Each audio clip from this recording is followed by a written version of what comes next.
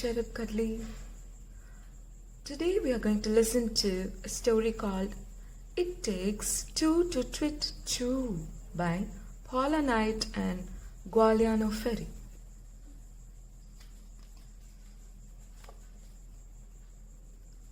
Olive Owl could only say twit. Twit, twit she went. She could only say twit. She couldn't say twoo. She dearly wished to meet another owl who could hoot too so that they could twit-twoo together.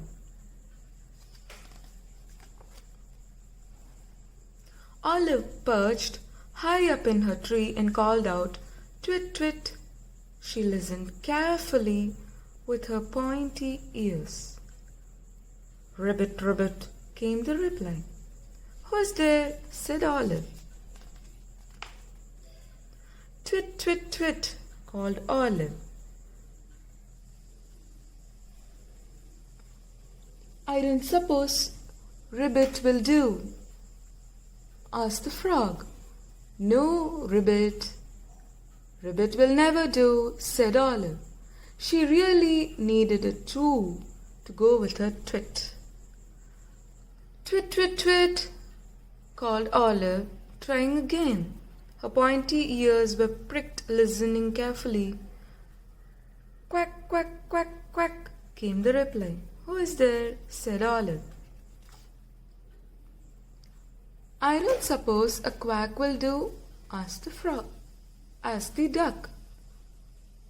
"I'm sorry," said Olive sadly. She was hoping for a twoo. This time Olive shouted "Twit" a bit louder, hoping that somewhere someone with a lovely twoo might hear her. "Grrr," came the reply. "Who is there?" asked Olive. "I don't suppose a grrr will do?" asked a great big grizzly bear. Olive sighed. "No, not at all, I'm afraid." What she really wanted was a hooty tooty too. Twit, twit, twit, twit, twit, twit, twit, twit. This time Olive carried on twitting over and over again, hoping that her dreamy owl would surely hear her. "Anyone there?" she called out.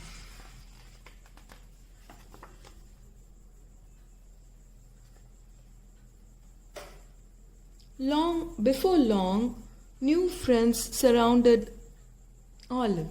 Everyone heard twits, and they had come to find what's the fuss all about. Everyone that was apart from Albert.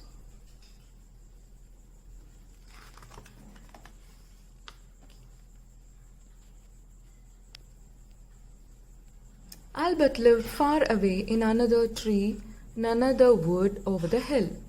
Twoo, he tooted, but nobody could hear him. What Albert wanted more than ever was a twit to go along with a twoo.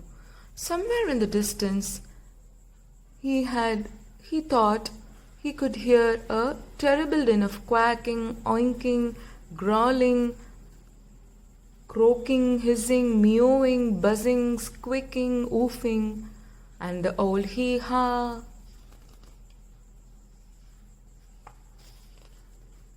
Olive looked down at the duck, the cat, the donkey, the frog, the snake, the bear, the bee, the pig, the mouse. "What will you do if you can't find a twoo?" they asked.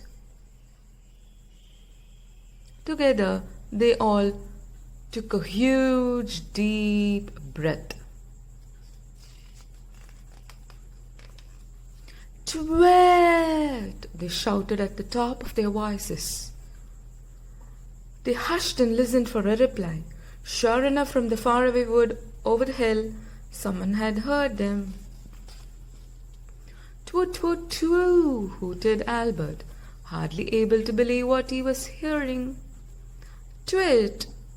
There it was again. Albert was excited and set off in the direction of the twit, calling "twoo" as he flew. Oh ho, I heard it, I really heard it, said Olive, her feathers all in a flutter.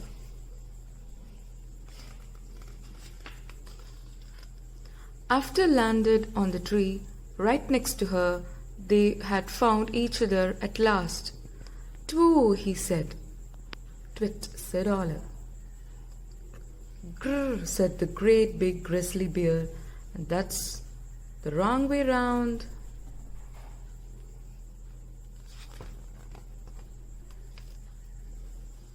Twit-twoo, said Olive and Albert, one after the other.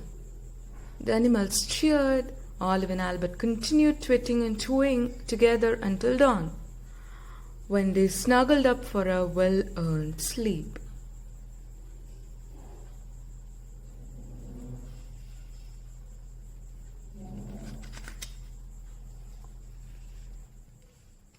Many people hear twit, twoo, and don't realize that it takes two owls to make the sound.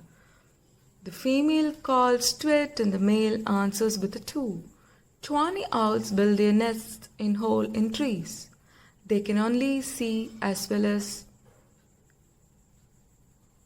we do at night, but they use their extra sensitive ears to hunt for food. Once a couple, the tawny owls usually stay together for life.